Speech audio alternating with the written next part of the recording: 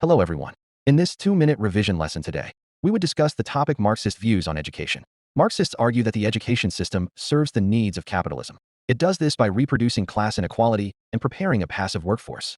Let's begin with Bowles and Gintis, 1976.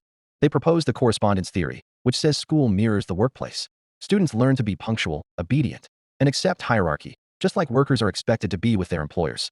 Through a hidden curriculum, students are socialized to follow rules, accept authority, and seek external rewards like exam results. This reflects how workers are motivated by wages. They also talk about the myth of meritocracy, that everyone has equal opportunity, when in fact outcomes are often determined by class background. Next, Althusser, 1972, argued that schools are part of the ideological state apparatus. Through education, the ruling class spreads its values and justifies inequality. This creates false class consciousness, making working class students accept their lower position in society. Schools are seen as central in reproducing labor power by passing on both skills and ideology.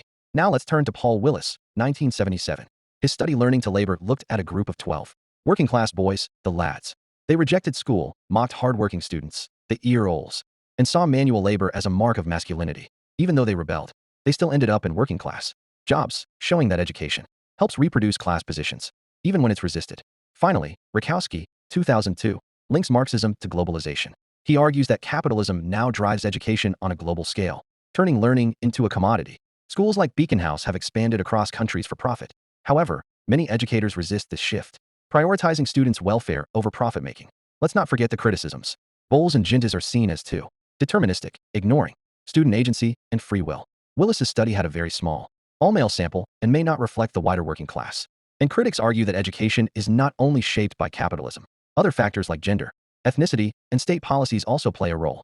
I hope this was helpful. Thank you.